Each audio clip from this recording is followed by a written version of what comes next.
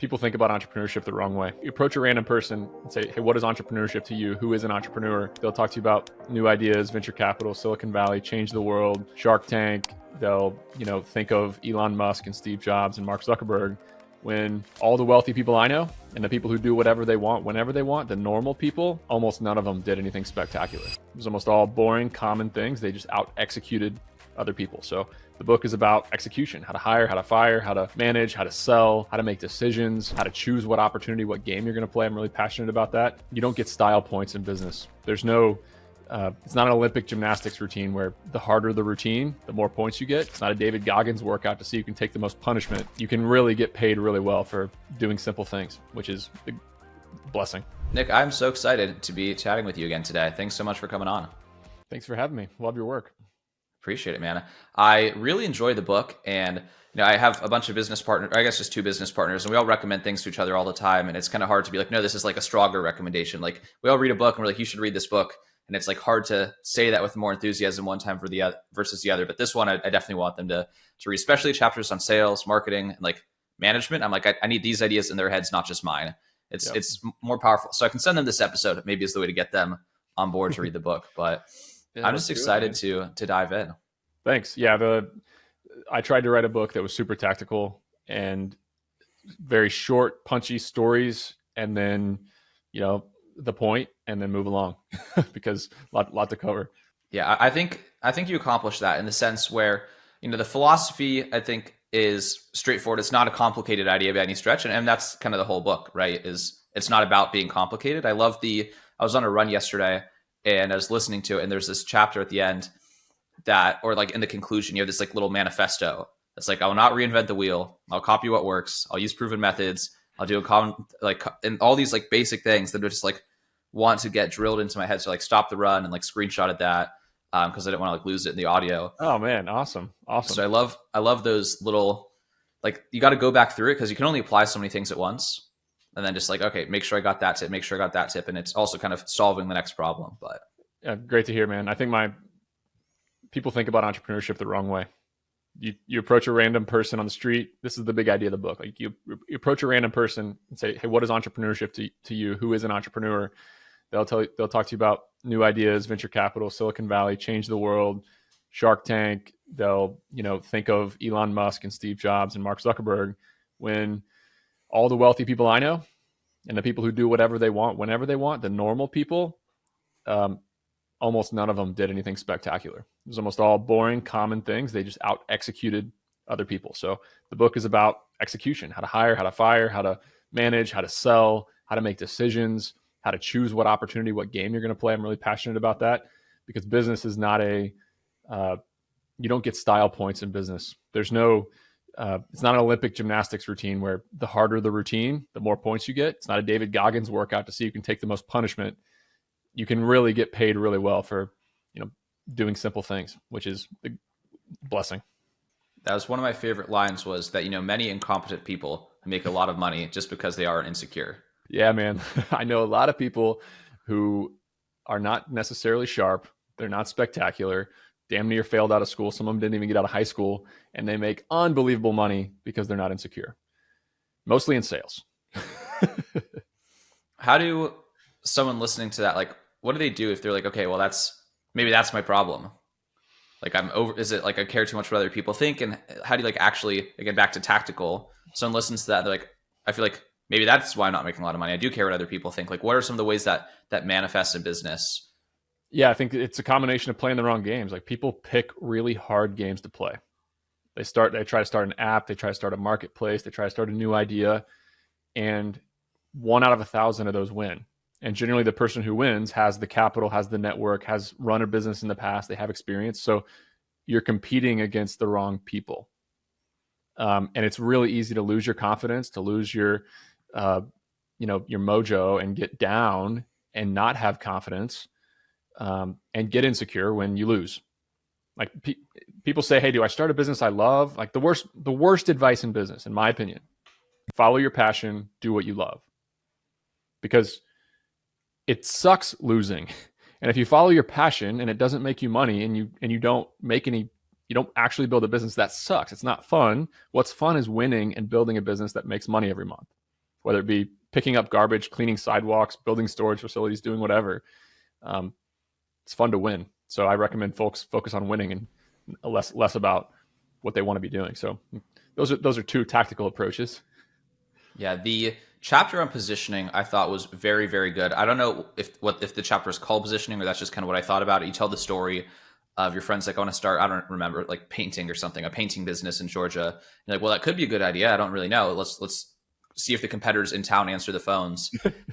Yeah, I had a friend who came over, and he's a good friend of mine in town, and we play golf, we drink beer. He's like, Nick, I got this business idea I'm working on. Like, let's catch up.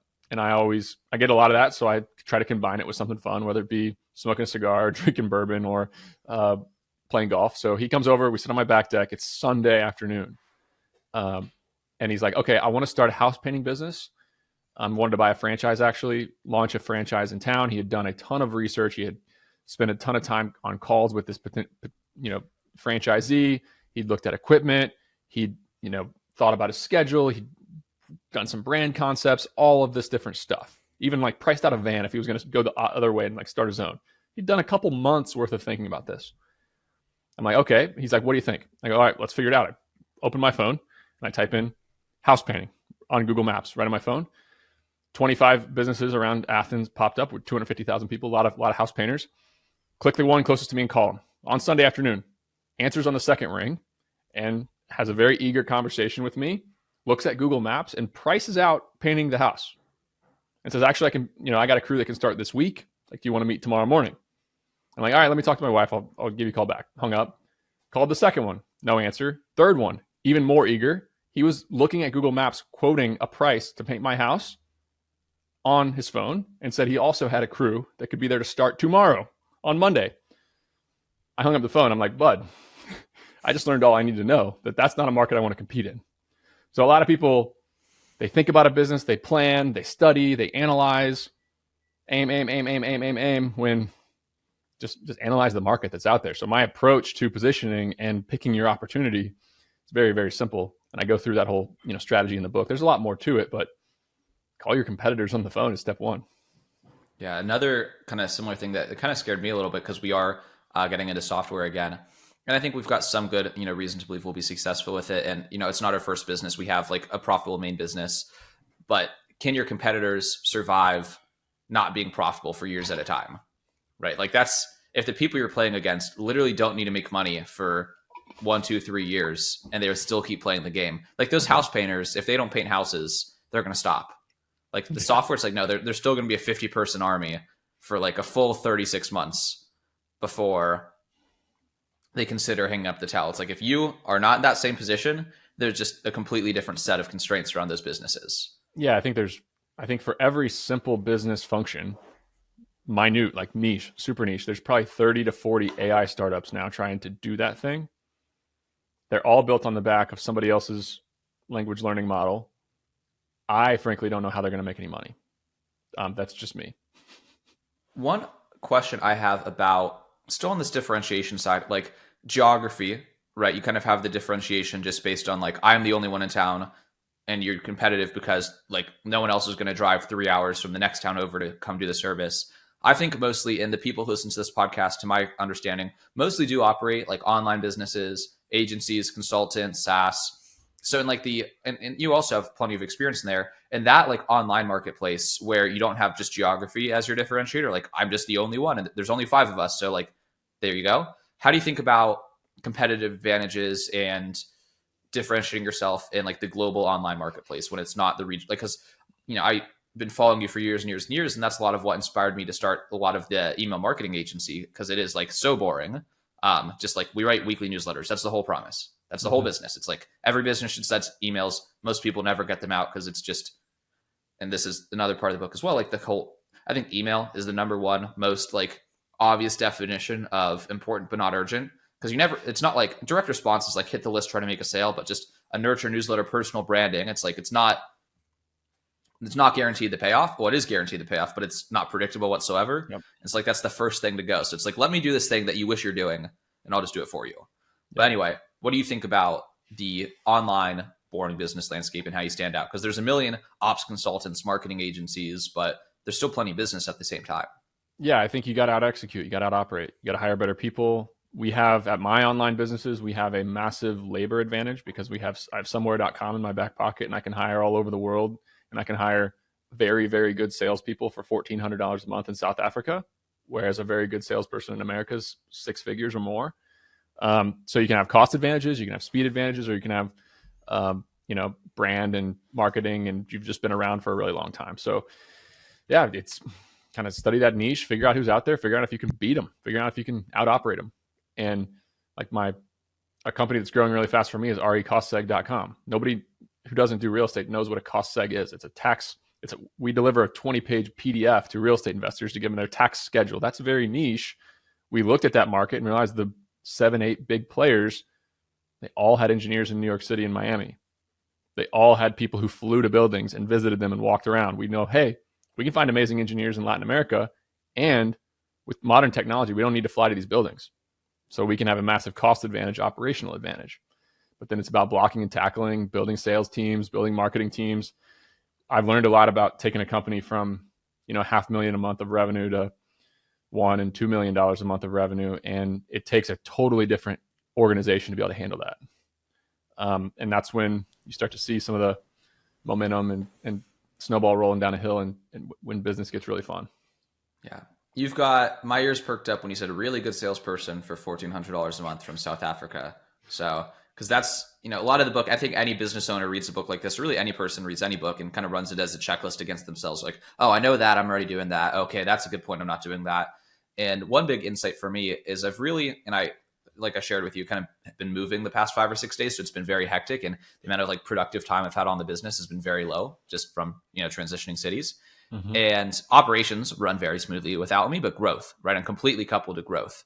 It's like no one was prospecting because I was gone. We have some cold email campaigns running and some newsletter ads and some placements like that. But for the most part, I'm still constraining growth. Like if new customers came in, someone could onboard them, but no one's going to get more customers other than me. Yep. What are some of the steps you think about in terms of not just decoupling yourself from ops, because the chapters on delegation were quite good, but also decoupling yourself from growth? Because it's never not your job to do sales, but also still I want to disappear for 2 weeks and more business came through.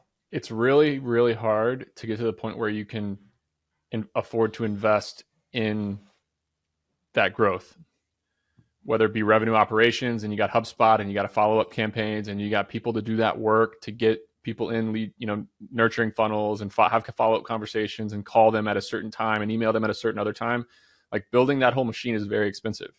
So if you're a small business that is only making so much cash, it's really, really hard to say, oh, I'm going to go hire somebody in RevOps and implement HubSpot inside my company. That's really, really intimidating and hard.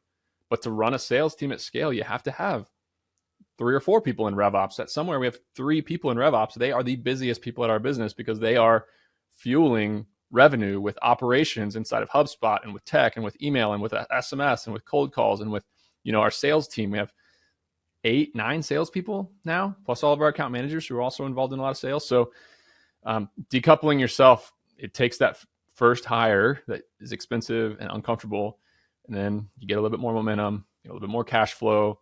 Then you can make that next hire, and then, wake up 2 years later and you got a whole revenue organization that operates without you.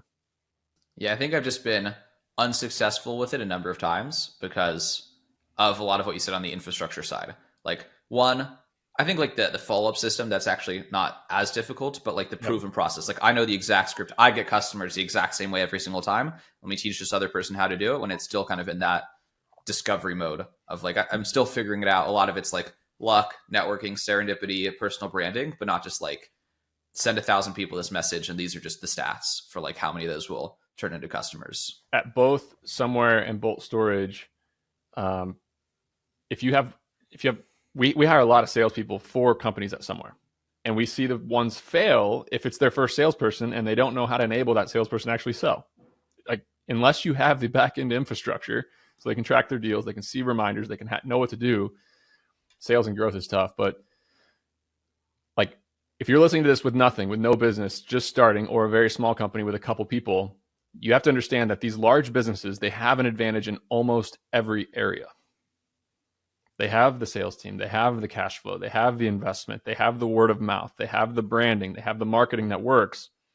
The only advantage that you have is speed. You can operate faster, you can be scrappier, you can just be that salesperson that is better and scrappier and sharper than their salespeople to get enough deals and to feed your business. Start to hire. And I think sales is the last thing an owner should delegate.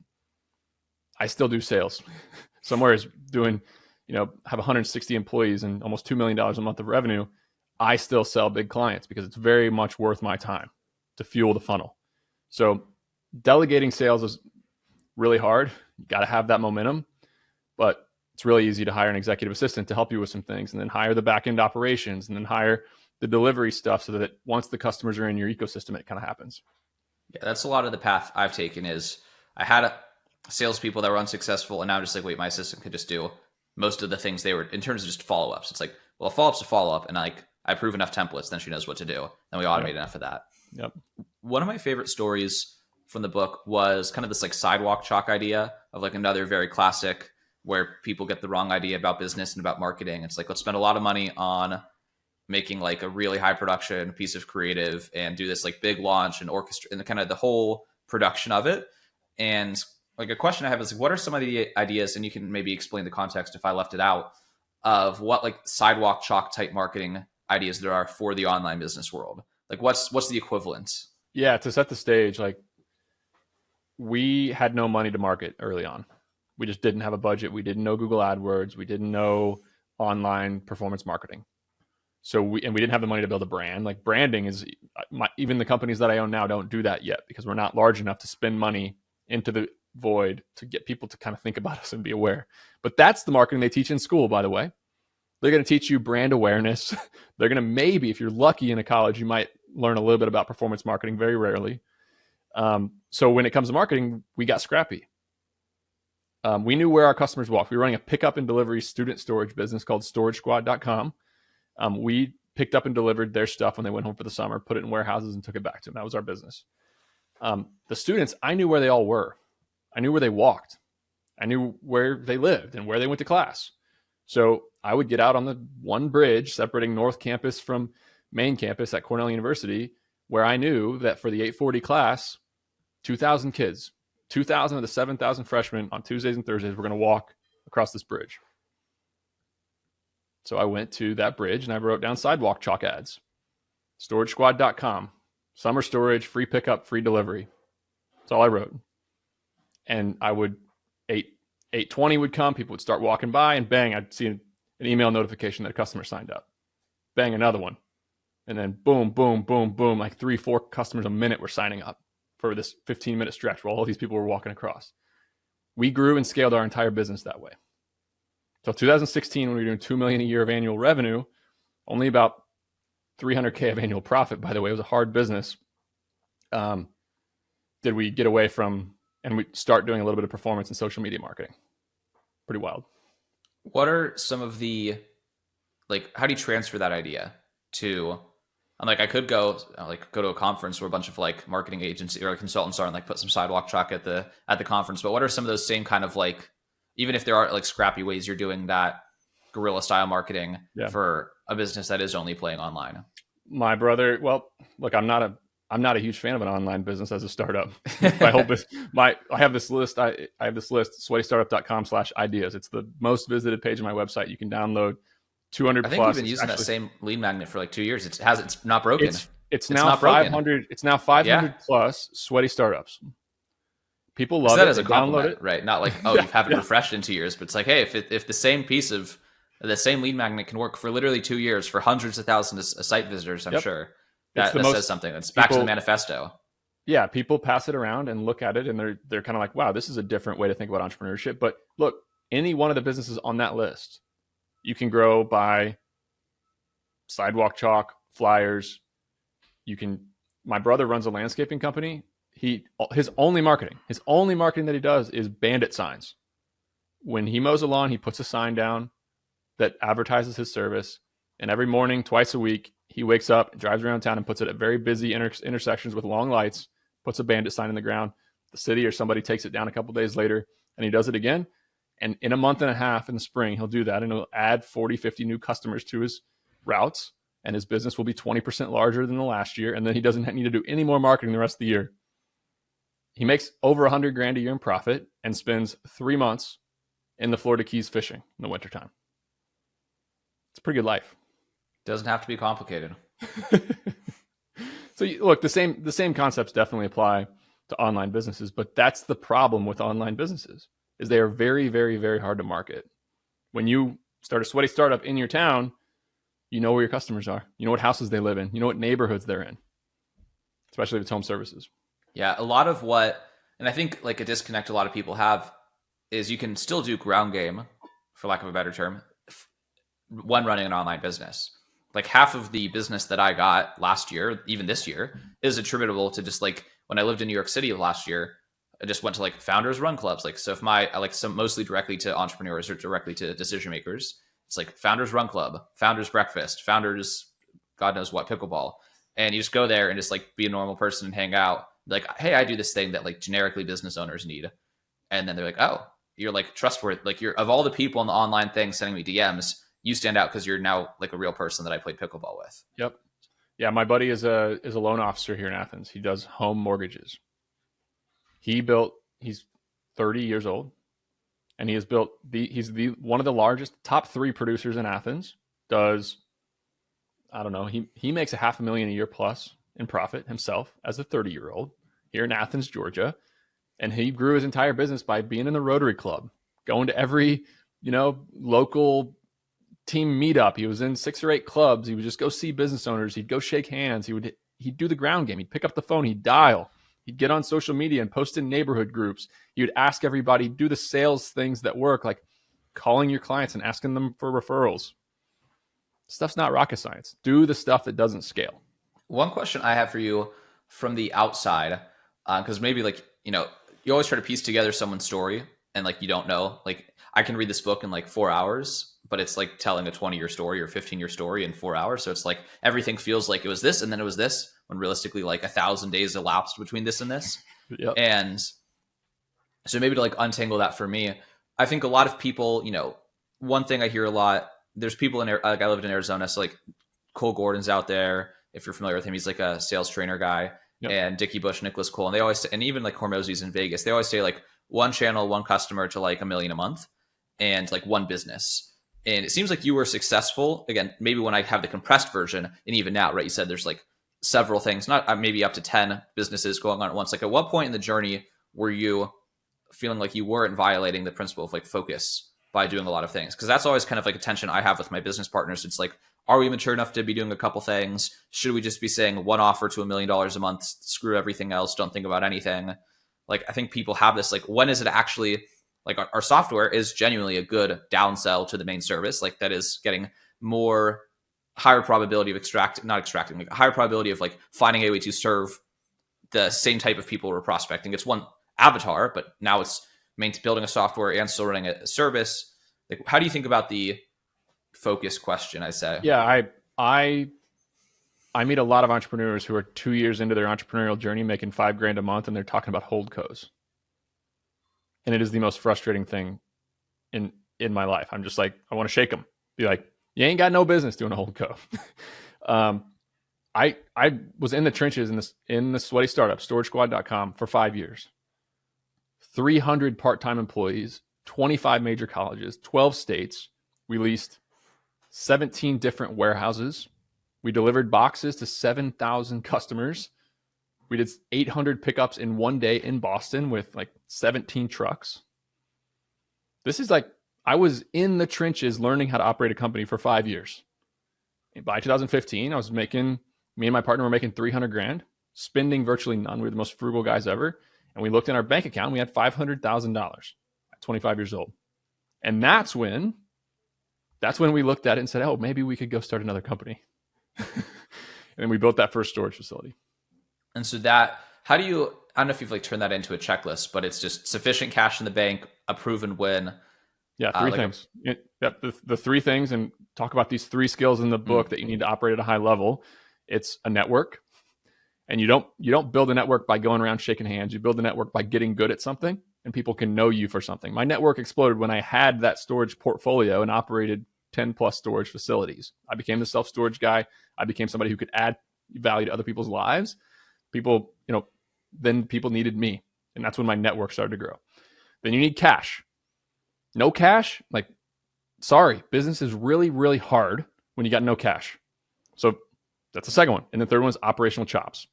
If you don't know how to operate, if you don't know how to hire, if you don't know how to manage, business is really hard. Your first business should be about getting those three things: cash, network, operational chops. Then go and do your hold co and dabble. But I'm very, very thankful that I did have the courage and distraction to start and build that storage facility when we could have just said, oh, we're going to focus on our one business, one product for $1 million a month, because we made... It's hard to get Storage Squad to $1 million a month. It's a lot of boxes. It was not a good enough business. It was not a good enough business. We said, oh, let's look back and say, hey, what's something that really dumb people are making a lot of money doing? And in my book, I picked, like, choose the right competition. You have an option to start any business. Do you want to compete with OpenAI and the software engineers in California?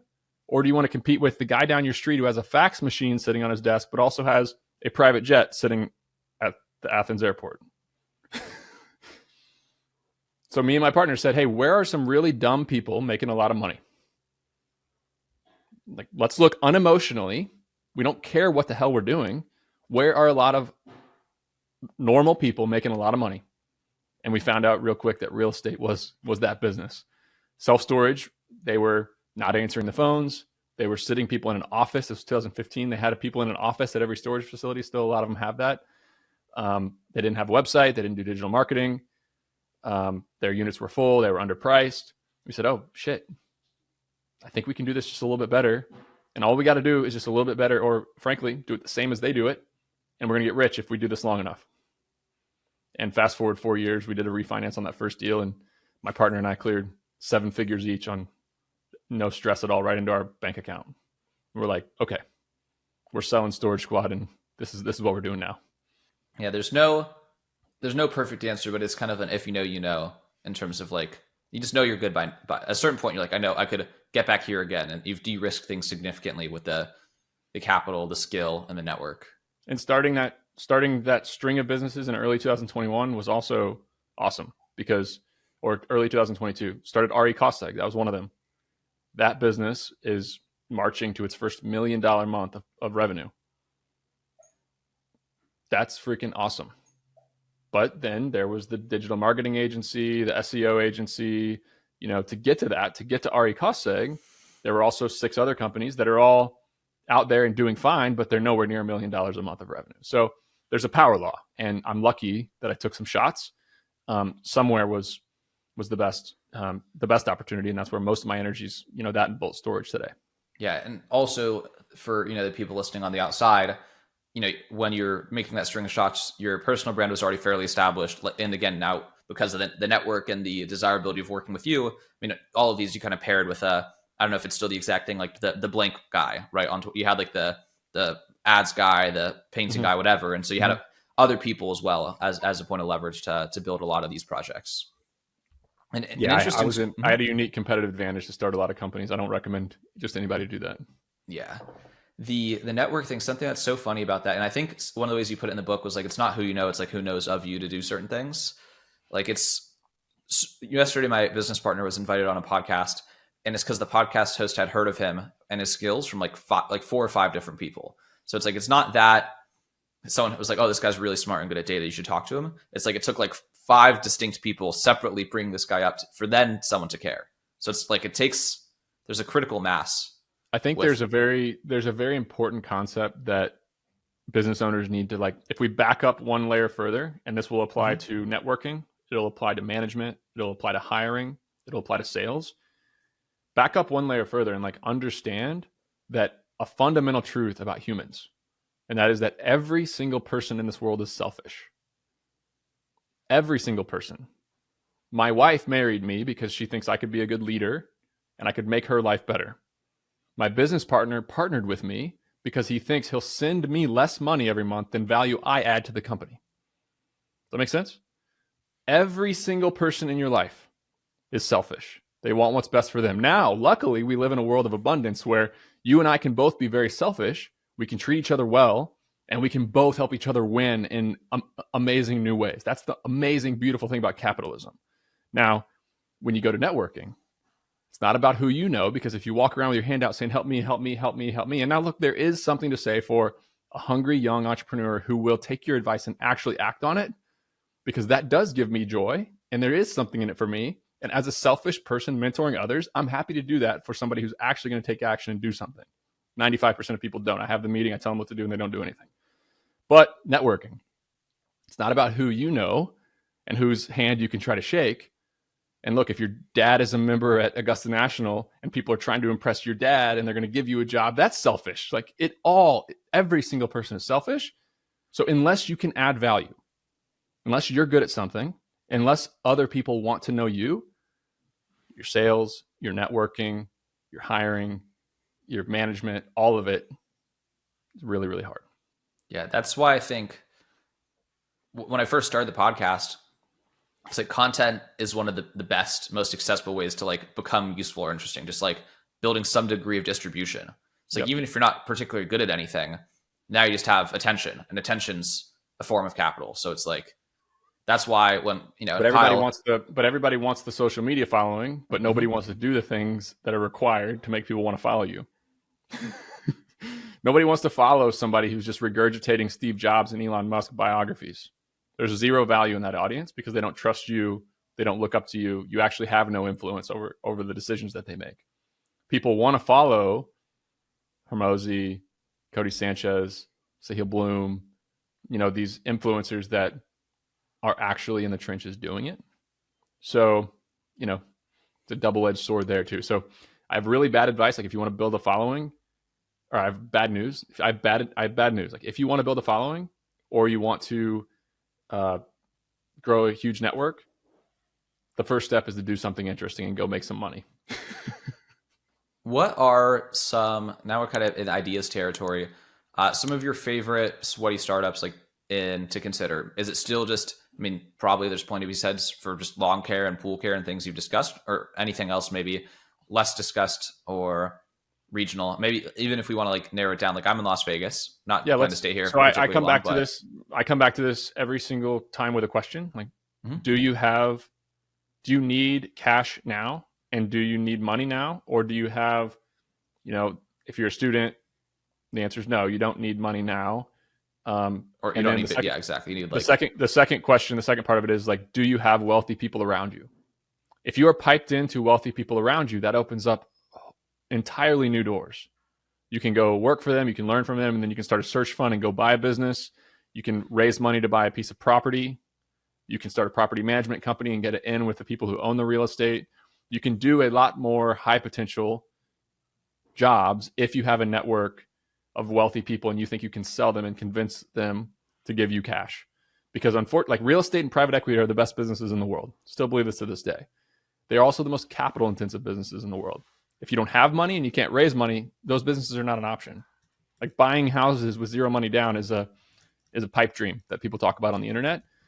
So my first question back at you would be, all right, do you have money and do you have a network? If the answer is no and no, then yeah, start at the bottom. Level 1 business in my book, I outline level 1 businesses, which is wash something, clean something, move something, or do something. Whether you're detailing cars, power washing sidewalks. For me, it was moving boxes around a college campus in Ithaca, New York, because I didn't have any money. I needed money. I didn't have a wealthy network. So I used my Cadillac DeVille to start moving boxes around Ithaca, New York. And that became a business that was totally 100% bootstrapped. So profitable from day one. Literally a week after I started the company, I had $3,000 cash sitting on my bed. That's how I think about business. What are then some examples of the level 2 businesses? Level 2 means you already have a little bit of money. You have some skill set. You have the ability to make a small investment. Maybe you have some operational chops. You have a little bit of capital. You have a little bit of a network. These are things that require a little bit more upfront investment or skill. You're going to do, you can't just go and be a general contractor and remodel homes unless you know how to do those things and you have experience doing those things. You can't be a niche carpenter who builds $50,000 wine cabinets unless you know how to do carpentry and you can sell that person on doing that for you. Or you can't go buy the equipment needed to do tree removal unless you have a couple $100,000 in the bank to buy the truck and the equipment and finance a franchise, whatever it might be. Yeah. That So was a whole ordeal out here when we had to get us. There's not that many trees in Las Vegas. Like only so many people have the stumping machine, I think. That's a good place to sometimes, if you know, that's why the beautiful thing about these sweaty startups is you can look at a market individually and an opportunity individually. So stump grinding in Athens is not a good business because I had, 3 Hispanic guys at my house and they did it for $180. But in Vegas, there's not a lot of people grinding stumps because there's not a lot of trees, and it might be a really good opportunity to do it because nobody's saying, oh, we got to go there and do this. We love buying storage facilities where nobody else buys storage facilities. Yeah, see, out here, no one has basements. So it's a completely different, like no one has storage in their house but also there's a lot of land. So it's kind of, I don't know. The point is you got to consider your geography. Yep. So yeah, level 2 businesses just require a little bit of cash, a little bit of network, a little bit of capital. And then level 3, and I kind of outline all of those with my list on sweatystartup.com/ideas and then the part of the book. But yeah, it's kind of a fun exercise to then disqualify them once you make your list of things you could potentially start. I like that line there that, real estate and private equity are the best businesses. They're just capital intensive. After the summer experience, are you, and this kind of 2 questions in one, like your 5 to 10 year horizons and thoughts for yourself, do you see yourself buying a lot more based on you just skip a lot of steps because you just buy something? Is it just right opportunity? You want to is it all just gonna be self-funded, or would you consider to also raise money to buy businesses? Like how are you thinking about the next evolution of everything? Yeah. So the summer acquisition was private equity. I raised $20 million to take a controlling interest in the company. I get a chunk of the upside. I took a little seller note. I already had some equity. If I can make the business grow and get everybody paid back, I'll own 37.5% of the company or so, around there. So that's private equity. I use none of my own cash to go from owning 12.75% of the company to, if it grows and does really, really well, I'll own almost 40%. But that's my focus because I think that business has the chance to be a $250 million a year revenue company. And so, yeah, I'm in the near term. Look, you'd have told me where I am today 5 years ago, I would have kind of laughed at you. It's just like things come at you really fast in the course of 5 or 10 years. But in the near term, my goal is to buy a bunch of great real estate through Bolt Storage, and then grow somewhere.com and RE Costseg to behemoths, which I think they both have massive opportunity. Just storage under Bolt Storage, or we've acquired one industrial building and we have a second industrial building under contract. Funny enough, so we're opportunists in some of the markets we're really comfortable with. My home market here in Athens is where we own our industrial building. Would I buy an industrial building out in Phoenix? No. So opportunist, really. Yeah, I think and there's so much in the book. Obviously, I've brought up several points here that really stuck out to me when you're talking about how you raised money from investors and just like a general sales skill. There's just like being very, very realistic and telling them about kind of being not doomsday-ish, but directionally doomsday-ish. Here's why I think this is actually here's everything that could go wrong. I don't know if you want to kind of expand on that for a little bit, but the parts on sales skills, right? That's still in the phase I'm in. I feel like my team could double their workload before we need to hire more people. So obviously I'm in this mode of sales is the key thing for me to continue to, I'm not at diminishing returns yet in that skill set. So that's still very top of mind for me. And I like that a lot because I think that's definitely something I'm prone to. Something I don't think I was doing much was well, here's where this could go wrong. Here's why we might not be successful. Because it's counterintuitive. The old school sales approach is, hey, we're going to talk about the positives. We're going to reiterate the positives. We're going to talk about how we solve your problems. And then I'm going to go for the close. That's the old school sales approach. I have always had way more luck in my life to build trust. How do you build trust in a sales environment? You show them that you know your stuff. And I have this whole chapter on sales in the book where I literally lay out this formula, but you show them that you know your stuff. And then you talk about the downsides so that they really know that you're worrying about the things that could go wrong, and they build even more trust. Obviously, you do talk about why you're qualified, why you can do a great job. You talk about the benefits, but then you talk about why it's hard. Recruiting is really, really hard. We get 50,000 applicants a month to place 250 quality candidates. It's really hard.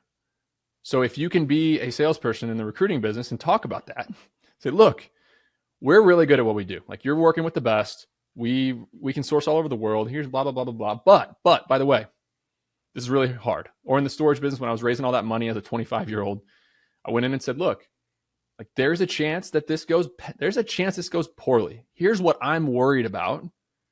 Here's what I'm worried about from a debt perspective. Here's what I'm worried about from an operational perspective. Here's what makes storage hard as a business. Here are our risk factors. If interest rates double over the next 4 years, we're going to be stuck in this thing for a really long time. And then I would shut up and say, how do you feel about that? And that's the key.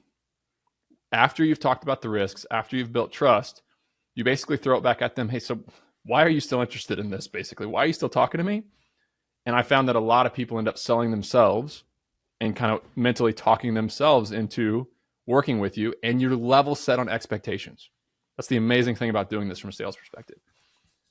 Stress in life, all stress in life is unmet expectations.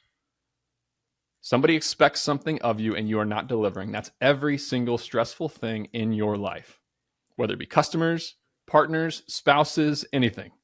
You're stressed because you told your wife you'd be home at 5 o'clock and you're on the 17th tee box and it's 4:45.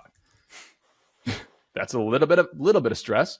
Then you're very stressed when you told people who gave you $20 million that you're going to double the size of a company and it's not doubled yet. And you're, like, that's an example, right? So you talk about those downsides and then you ask them, okay, what makes you still interested in investing in storage if I just told you what could go wrong here? And then they start to sell themselves and you have a really down to earth conversation and you go into the relationship in a situation where you can outperform. You can underpromise and overdeliver. And that's an amazing place to be as a business owner. One question, you're clearly still in, again, like several high stakes environments. Like you have a lot of capital under management, a lot of square footage, a lot of employees. Like I understand why writing the book, and I definitely appreciate as like a reader, like there's a lot of really useful things in here. Thank you for writing this. But why was now the timing good? Like I understand like why you'd want to do this eventually, give back and kind of share your wisdom. But like with everything going on, want to hear the honest the answer? amount of work involved must have been quite like, it's like, there's no way you wrote this in, a short amount of time. Yeah. So I sold my book deal to HarperCollins and got my advance on October 25th, 2023. Okay. So the book has been a long, hard process. We can talk about that if you want, but Marshall called me and told me he wanted to sell the majority interest in somewhere.com like 10 days after I sold my book. So he called me and said, look, man, I got an offer for $47 million to sell this company. I owned 12.75% of it at the time. It was growing really fast, doing phenomenal. And he said, do you want to sell half of your equity? Do you want to sell 6.125% of it, and make I was doing some basic math. Damn, $3 million. That's life, like for a guy like me and my family and where I came from, that's life-changing money. Obviously I'd have a tax bill. It wouldn't be, set for life type money, but this is massive. Still own part of it. And sometimes in life you get an opportunity where you just feel, and the ambition in you kicks in and you realize that this could be really, really big and you want to be on the other end of the trade. So I convinced him over the next month and a half to sell to me instead. And we negotiated the deal. So the short answer is just you had already committed to it, and then somewhere.com came on and you're like, I guess I'm doing this too. Yep. I think life, a big theme in the book too, is just permission. Nobody's going to give you permission to do unique things. People laughed at me when I bought that $1,500 cargo van with rusty side panels back in 2011 when I was in college. When we went to build that first storage facility, I met with 100 people to get those 6 investors. And over half of them I could tell were just like, who the hell is this guy? And what makes him think that he can develop a self-storage facility from the ground up and spend $2 million plus on it? If I would have gotten out of college and tried to go work for Sam Zell or any real estate private equity fund, they would have told me no. I would have not gotten a job. I was not qualified. I did not get a real estate degree. I don't come from a real estate family. I didn't do the right internship. I did not have permission to do it. But you fast forward and you're in that situation, and that anxiety is on one shoulder telling you, no, you can't do this.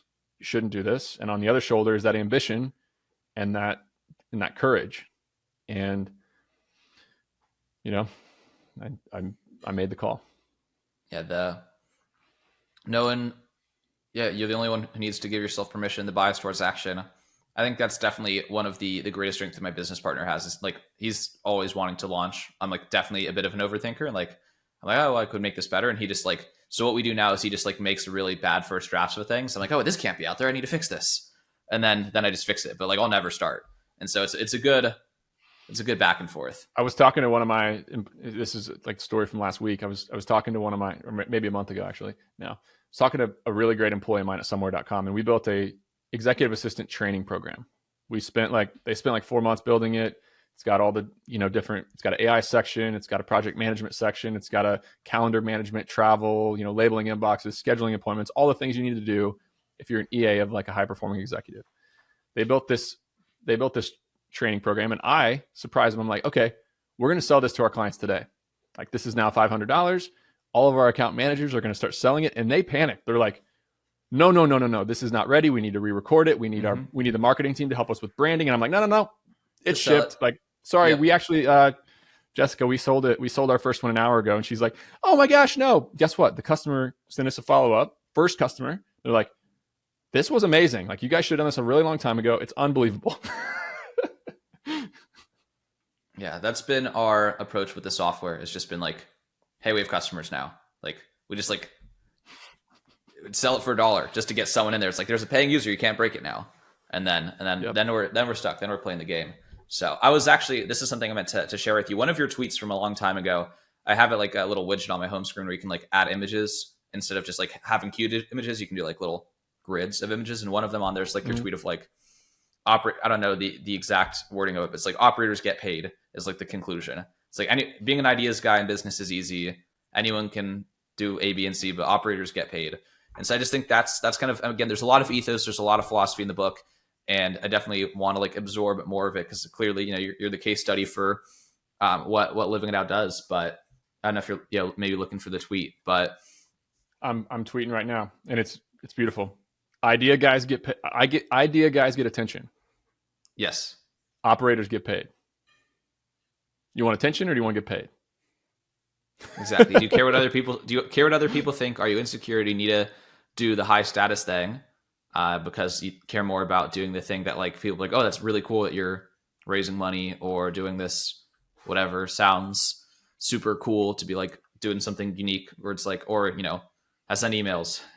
People need emails. I build boxes for people to put boxes in, but no one cares because we're making money. So exactly. And you know what is people don't understand, who are these idea people who want to change the world and want to revamp businesses. This. It is really fun making money. It's really fun because what you're doing is working. You can positively impact. The more money you're making, the more people you're positively impacting from a customer standpoint, and your employees are having a freaking ball. Like RE Costseg is a rocket ship right now, 100% year-over-year revenue growth. Wow. Our employees are like, they're in heaven right now. And we are doing the most boring business ever. So you can go work for an AI startup. Most people don't even know what it is. Yeah. Yeah.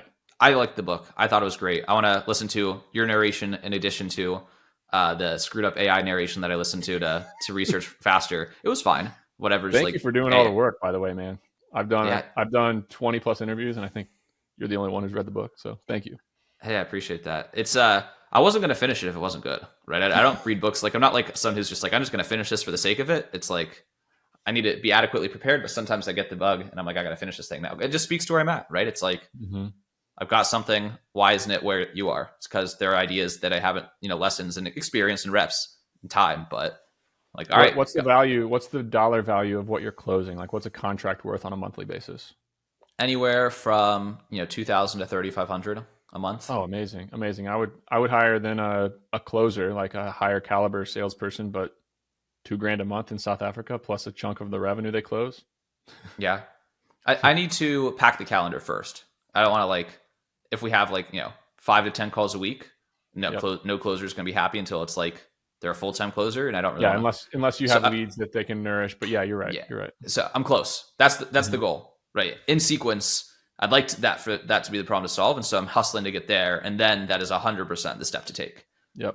That's a mistake we've made, is having the closer come in and then they're bored and we don't want to pay a closer high base, but because then mismatch. What the commission structure I like is having a base and then having a percentage of revenue that they close, but guaranteeing that a certain chunk of that commission for the first 3 months while they ramp up, basically. That's a really good way to keep the low base, have a ton of variable comp, but get them comfortable enough to leave a good job to come and work with you. That makes sense.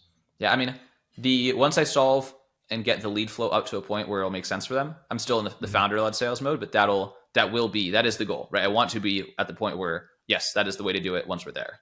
Cool. Exciting stuff, man. Yeah. Well, Nick, this has been a pleasure. I'm excited to have this go live, excited to get the book in the hands of my business partners and tell people about it and have us learn from the lessons. So you're still everywhere, very active on Twitter, LinkedIn. And if there's any other kind of parting words or thoughts or... No, I think go to sweatystartup.com, download sweatystartup.com/ideas, download that, 400 plus business ideas at this point. Start there because it'll just get your mind spinning. And if you like it, if you like my stuff, then I got a couple podcasts, obviously by the book, The Sweaty Startup. We'll put a link down there, but yeah, man, it's been awesome. Thanks for all the research you did. And this was a great interview. Really appreciate it. Thank you, Nick.